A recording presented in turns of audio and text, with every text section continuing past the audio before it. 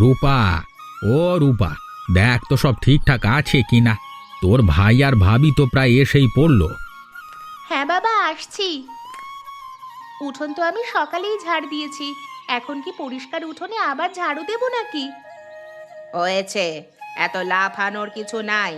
শহরের মেয়ে, বাপের অনেক টাকা, এই মাটির ঘরে এসে সে নাক সিঁটকোবে। আমি আগে থেকেই বলছিলাম রামকে, ওইসব বড় লোকদের সাথে সম্বন্ধ করিস না। তুমি চুপ করো তো। আমার ছেলের বউ আসছে, তুমি এখন এত অলক্ষণে কথা বলো না। মেয়েটা অনেক লক্ষ্মী, অত বড় শহরের শিক্ষিত মেয়ে বলে কথা। আমাদের রামের পছন্দ আছে বলতে হবে। বাবা, জানো ভাইয়ার বউ নাকি অনেক সুন্দর। ভাইয়া বলল শহরে তাদের মস্ত বড় বাড়ি আছে, আমরা এখন থেকে শহরে বেড়াতে যেতে পারবো। হুম, বড় বাড়ি? সেই বড় বাড়ির মেয়ে এসে এই গোয়াল ঘরের পাশে থাকবে কি করে শুনি? আজ এসে কাল বলবে যাই যাই, সেইটাই আমি দেখব। তখন তোর ভাই কি করে। হায় রে, আমার কপালটাই পুরালো ছেলেটা। শোনো গিন্নি, যা হয় ভালোর জন্যই হয়। তুমি দেখো, এই বই আমাদের সংসারের লক্ষ্মী হবে। হ্যাঁ, এক হাতে সব সমস্যার সমাধান করে রাখবে।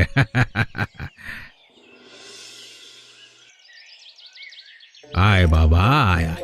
এসো মা, এসো, ভেতরে এসো। লক্ষ্মী পায়ে ঘরে ওঠো। ভাবি, তুমি কি সুন্দর! তোমার এই শাড়িটা কোত্থেকে কিনলে? তোমার ভাইয়া কিনে দিয়েছে শহর থেকে। তোমার চাই? তাহলে তোমাকেও কিনে দেব। রূপা, থাম তো। ভাবির কষ্ট হয়েছে রাস্তায়, যা যা জল নিয়ে আয়, যা। শহরের নরম শরীর, এইটুকু রাস্তায় কষ্ট হলে চলবে নাকি? এই গ্রামে থাকতে হলে অনেক কষ্ট সহ্য করতে হইব। আমি পারবো মা, আপনাদের দোয়া আর ভালোবাসা পেলে আমি যে কোনো পরিস্থিতিতে মানিয়ে নিতে পারবো। ওরকম বড় বড় কথা প্রথমে সবাই বলে, কথা বলে কথার মান রাখতে কয়জন পারে? যাও যাও, আর কথা না বাইরে ঘরে যাও। এটা এটা আমাদের ঘর? হ্যাঁ পূর্ণিমা, আমি তোমাকে আগেই বলেছিলাম আমি গরিব, আমার তেমন কিছুই নেই তোমাকে দেবার মতো। আমার ভালোবাসা আর একটা ছোট্ট পরিবার, শুধু এতটুকুই আমি তোমাকে দিতে পারি। তুমি চিন্তা করো না, আমি সবটা মানিয়ে নেব। আমি তো আর তোমার ঘর বাড়ি, ধন দৌলত এসব দেখে বিয়ে করিনি। তুমি একজন ভালো মানুষ, তাই জন্য আমি তোমায় পছন্দ করি। মা, তুমি ওই চৌকিতে বসো। যা যা রূপা, তোর ভাবির জন্য কিছু খাবার নিয়ে আয়। সারাদিন কিছু খাওনি বৌমা, কিছু একটা খেয়ে নাও, তারপর বিশ্রাম করো। ভাবি, তোমার ব্যাগে কি চকলেট আছে? হ্যাঁ আছে তো। ও মা, এগুলো দেখি শহরের দামি চকলেট। দেখেছো কাণ্ড, নতুন বউ আসতে না আসতেই পয়সা ওড়ানো শুরু। এই সংসারে টাকা গাছে ধরে না, বুঝেছো বৌমা? আমার ছেলের টাকা একটু রয়ে সয়ে খরচ করো। তোমার বড়লোক বাপের মতো আমার ছেলের অঢেল সম্পত্তি নেই। ওই আছে একটু জমি, সেই নিয়ে গায়ে পেতে কেটে যায়। আহ মা, একটু থামবে তুমি? ওগুলো আমি কিনিনি, পূর্ণিমাই রূপার কথা মনে করে ওর জন্য কিনে নিয়ে এসেছে। রাম, মা কি এখনো আমার উপর খুব রেগে আছে? না না, মা ওরকমই, একটু শক্ত কথা বলে, কিন্তু মনটা খুব ভালো। আসলে মা ভাবছে তুমি আমাদের এই অভাবের সংসারে থাকতে পারবে না, আমাকে ছেড়ে চলে যাবে, তখন তো আমি খুব কষ্ট পাবো, এটা ভেবেই মা তোমার সাথে এমন করছে। আমার খুব ভয় করছে রাম, আমি কি পারবো তোমাদের সাথে মানিয়ে থাকতে? তুমি যদি চাও আমি তোমাকে কালকেই শহরে বাপের বাড়ি রেখে আসতে পারি, আমার জন্য তোমার এই কষ্ট। চুপ, এই কথা আর কোনোদিন বলবে না। আমি তোমাকে ভালোবাসি বলেই তোমার সাথে এসেছি, কষ্ট হলেও আমি তোমার সাথেই থাকবো। কিন্তু এই মাটির ঘর, এ অভাব, তুমি যদি আমাকে ছেড়ে যাও, মায়ের সন্দেহ যদি ঠিক হয়। রাম, তুমি অভাব কিসের দেখছো? তুমি আছো, বাবা আছে, রূপা আছে, আর মাও ঠিক একদিন আমাকে মেনে নেবে। আমার বিশ্বাস হয় না পূর্ণিমা, তুমি সব ছেড়ে আমাদের সাথে চলে এসেছো। আমি কিচ্ছু ছাড়ি নাই, তুমি এসব অদ্ভুত কথা বলা বন্ধ করো। এখন ঘুমাবে চলো, কাল থেকে আমাদের নতুন জীবন শুরু। তোমার ঘুম আসবে তো এ খাটে? তোমার বুকে মাথা রেখে ঘুমিয়ে পড়লে আমার আর কোনো কষ্টই নেই।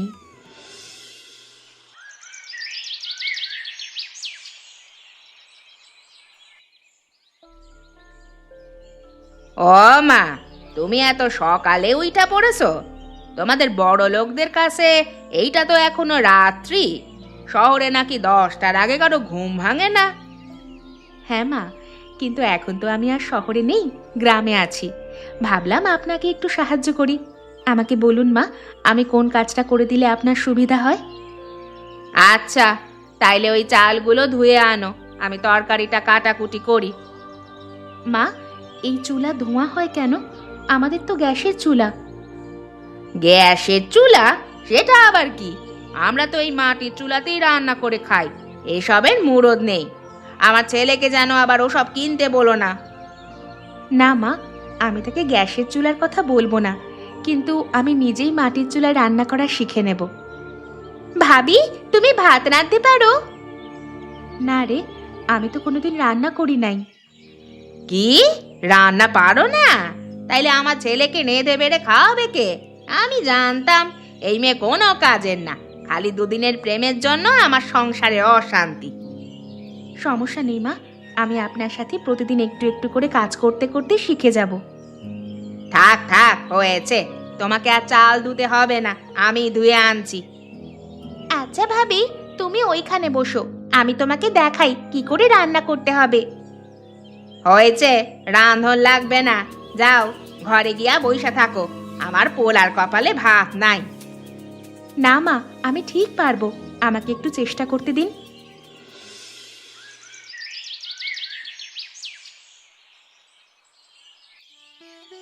ভাবি, তোমার তো অনেক সুন্দর সুন্দর জিনিস আছে, এই শাড়িটার দাম কত? এটা এটা আমার মা দিয়েছে। আমারে একটা দিবে? দিব রে, তুই আগে পড়ালেখাটা ভালো করে কর, তারপর সব দেব, একদম তুই যা যা চাইবি। পড়ালেখা? পড়ালেখা দিয়ে কি হবে? আমার তো বিয়ে হয়ে যাবে। মা বলেছে আমার বিয়ের বয়স হয়ে যাচ্ছে, এখন থেকে মায়ের কাছে সব কাজ শিখতে। কে বলেছে এই কথা? পড়ালেখা করলে তুই নিজের পায়ে দাঁড়াতে পারবি, কারো ওপর ভরসা করা লাগবে না। সত্যি ভাবি? তুমি কি অনেক পড়ালেখা করেছো? হ্যাঁ, আমি কলেজে পড়েছি। তাইলে তুমি আমাদের মতো গরিব ঘরে বিয়ে করলে কেন? কারণ আমি তোর ভাইকে ভালোবাসি। আর শোন, মানুষ টাকায় বড় হয় না, মানুষ বড় হয় তার মানে, তার শিক্ষায়। ভাইয়া অনেক ভালো মানুষ ভাবি, এটা তুমি ঠিকই বলেছ। বড়রা সবসময় ঠিক ঠিকই বলে, বুঝলে?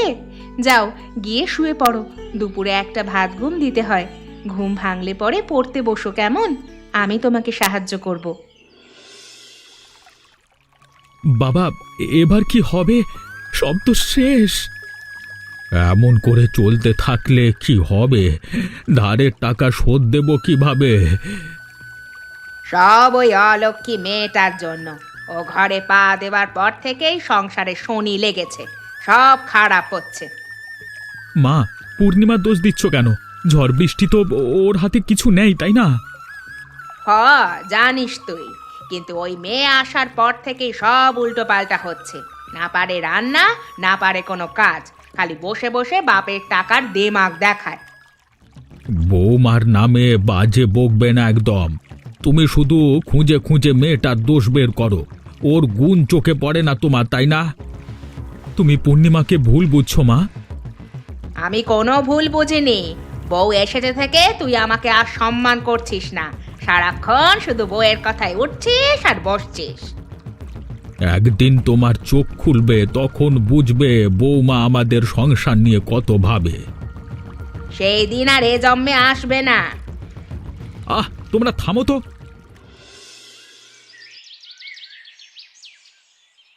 কিরে রাম, নতুন বিয়ে করেছো শুনলাম, তোমার তো দেখাই পাওয়া যায় না, তোমার বাবা কোথায়? কি কাকা, বাবা ঘরেই আছে। ঘরে বসে আছো যে, সুদে টাকা দেওয়ার নাম নেই। আরে বহুত টাকা জমেছে, এগুলো শোধ করবে কবে? পরিষ্কার করে বলো দেখে। হ্যাঁ, ভাইজান, কয়েকটা দিন সময় দিন। চারিদিকে খালি জল আর জল, ফসলগুলো মরে গেছে একদম। ফসল? তোমার ফসল দিয়ে আমার কি কাজ? টাকা পড়েছে আমার, আমি টাকা দিচ্ছি, আমার সুদ সমেত টাকা ফেরত দেবে তুমি ব্যাস। কিন্তু আমরা তো মাত্র 20,000 টাকা নিয়েছিলাম। 20,000? ওই টাকা সুদ বাড়তে বাড়তে 50,000 হয়েছে। আমার খাতা দেখো। ভাইজান, কিছু একটা করো।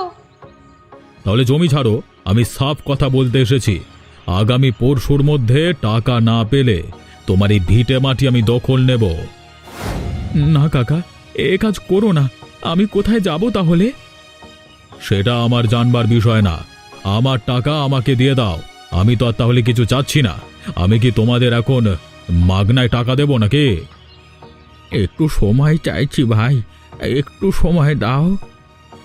বেশ, তো আমি সময় দিলাম, তবে সময় পেরিয়ে গেলে কিন্তু জানোই তো, তবে টাকা নিতে আবার আসবো কিন্তু, ঠিক আছে?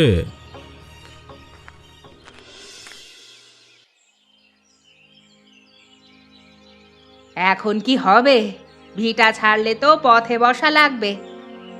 ভাইজান, কিছু একটা করো। আমি কি করব? আমার তো কিছুই করবার নেই রে। প্রকৃতির লীলা তো আর আমার হাতে না।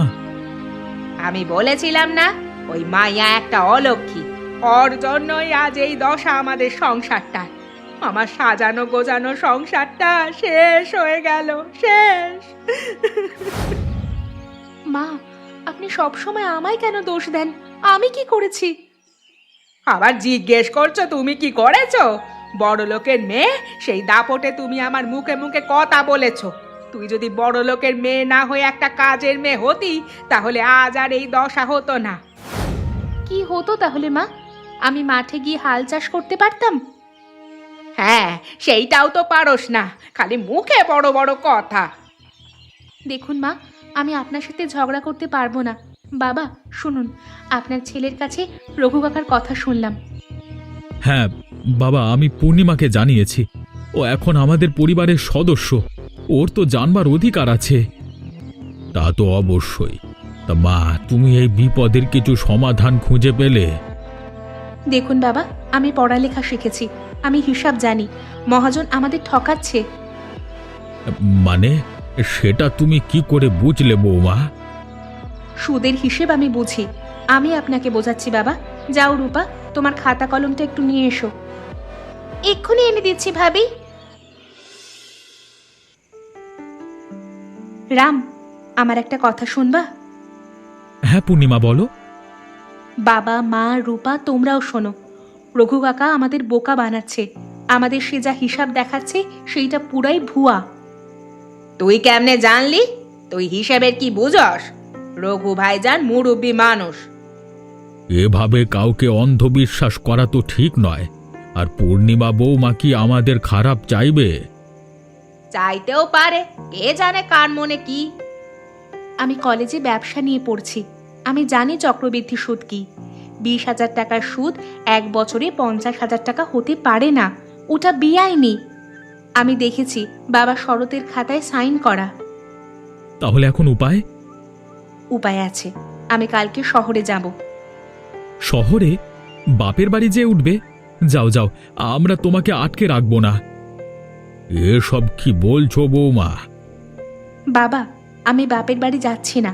আমি যাচ্ছি আমার বাপের কাছ থেকে আমার পাওনা টাকা আনতে। পাওনা টাকা? বাপের কাছ থেকে কেউ আবার টাকা পায় নাকি? হ্যাঁ মা, আমার বিয়ের সময় বাবা আমাকে কিছু দিতে পারেনি। আমার নামে একটা ব্যাংক অ্যাকাউন্ট খোলা ছিল, বলেছিল বিপদে পড়লে ওই টাকা কাজে লাগবে। আমি ওই টাকাটাই নিয়ে আসব। তা কি করে হয়? তোমার বাবার থেকে আমরা এটা নিতে পারি না। সেটা আমি বুঝে নেব।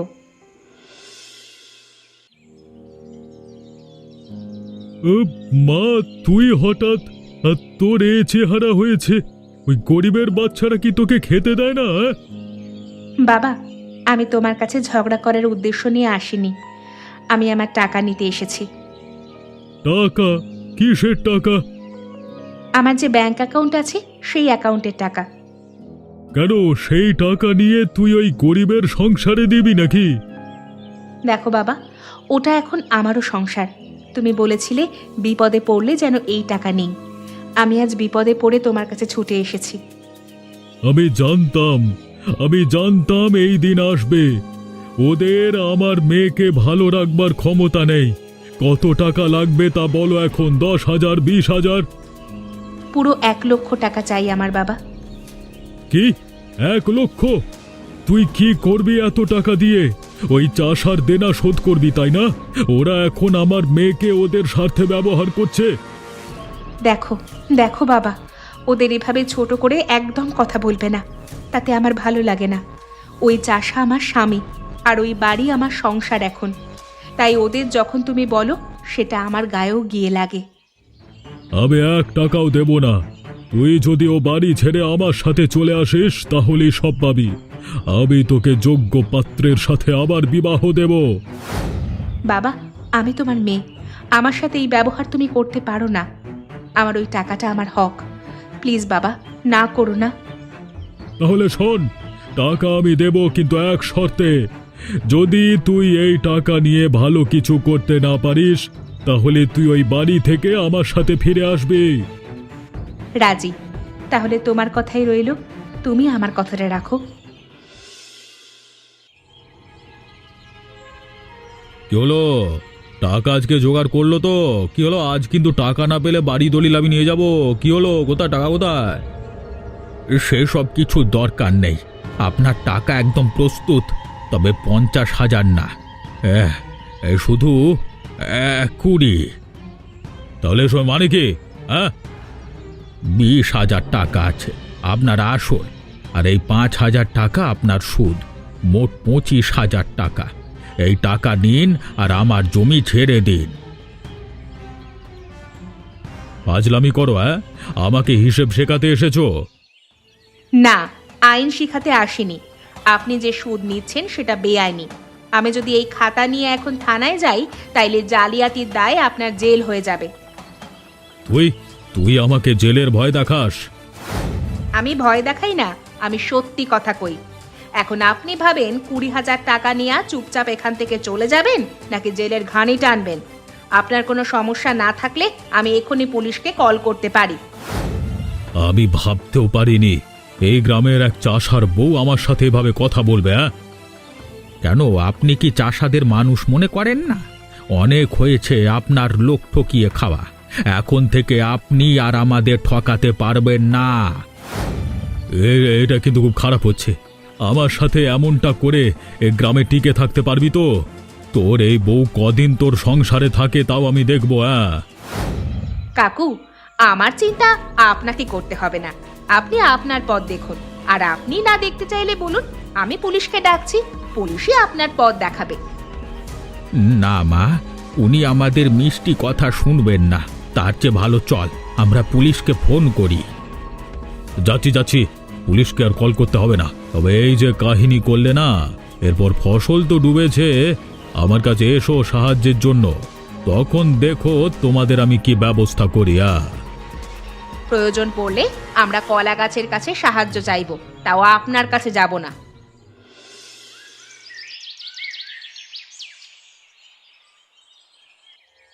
মারে, তুই তো বাঘের বাচ্চা।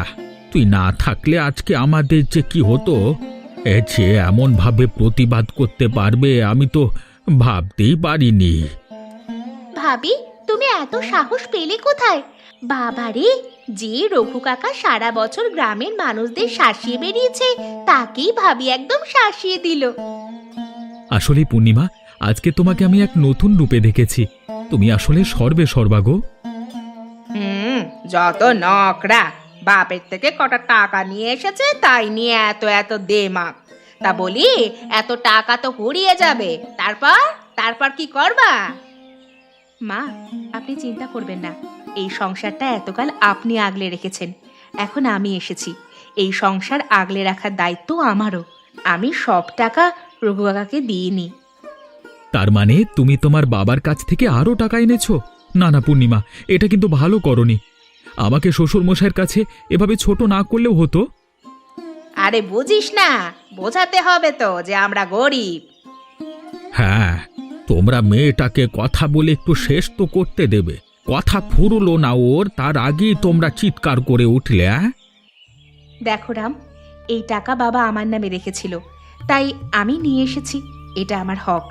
তোমাকে বাবার পছন্দ নয় বলে এই টাকা আমায় দেয়নি, কিন্তু যদি আমার অন্য কোথাও বিয়ে হতো তাহলে তো ঠিক এই টাকাটা আমারই হতো, তাই না?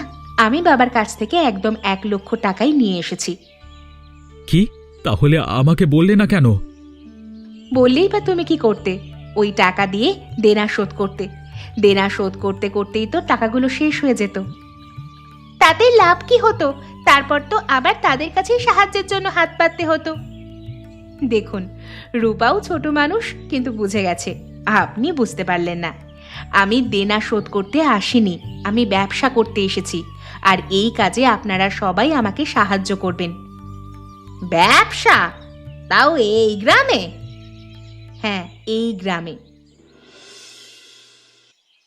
তোমরা সবাই আমার কথা মন দিয়ে শোনো। এই বছর বন্যা, মাঠে ঘাটে এত পানি উঠছে, এর মধ্যে ধান হবে না, কিন্তু মানুষ তো আর বসে থাকবে না। তাহলে আমাদের কি করণীয় এই অবস্থায়? আহা, একটু ধৈর্য তো ধরো, সে কথাই তো বলছি। আমরা হাঁস মুরগির খামার করব। কি? হাঁস মুরগি? আমরা হলাম চাষা ভুষা, আমরা ধান ফলাই, এইসব কাজ আমাদের না। দেখুন মা, এখন যুগ পাল্টেছে। এখন বন্যায় ধান ফলিয়ে লাভ নেই, কিন্তু হাঁস মুরগি পাললে প্রতিদিন ডিম বেচতে পারবো। আবার অনেকে মাংস খাওয়ার জন্য কিনে নিয়ে যাবে, সেই টাকায় সংসার চলবে। না বৌমা, তুমি ভালো কথাই বলেছ। আমার মনে হয় আমাদের হাঁস মুরগি পালনের ব্যবসাটাই শুরু করা উচিত। হ বাবা, আর বন্যায় হাঁসগুলো অনেক খাবার পাবে আর সাঁতারও কাটতে পারবে। আমার তো হাঁসের বাচ্চা মেলা পছন্দ।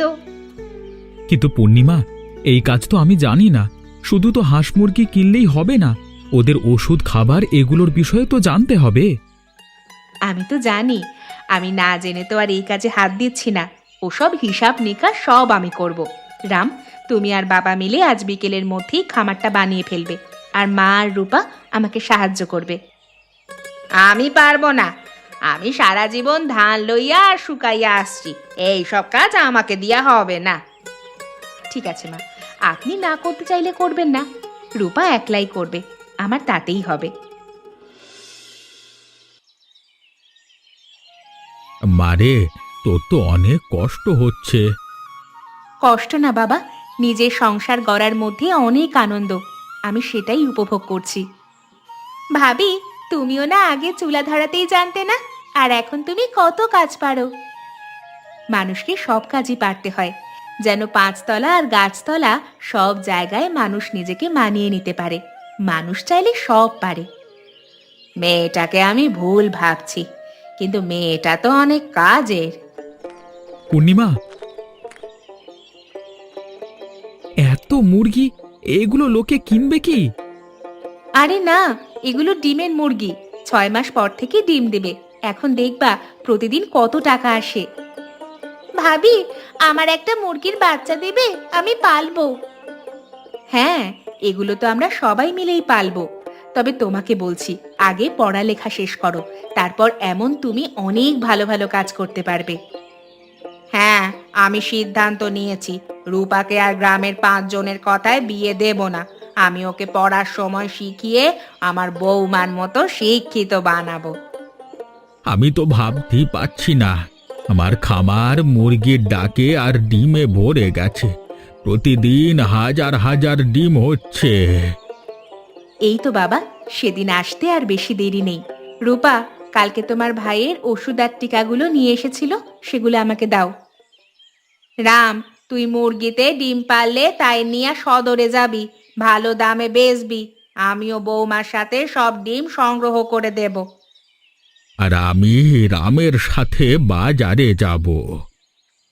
সবাই যদি সব কাজ করে ফেলে তাহলে আমি কি করব? তুমি করবে মন দিয়ে পড়াশুনো। হ্যাঁ, সেটাই। রূপার আজ থেকে পড়াশোনায় কোনো ফাঁকি দেওয়া চলবে না। বৌমা, তুমি নিজে হাতে করে রূপাকে মানুষ করে গড়ে তুলবে। তো বাচ্চারা, তোমরা পড়াশোনা করছো তো? পড়াশোনা না জানলে কিন্তু এরকম তোমাদেরও ঠকতে হবে।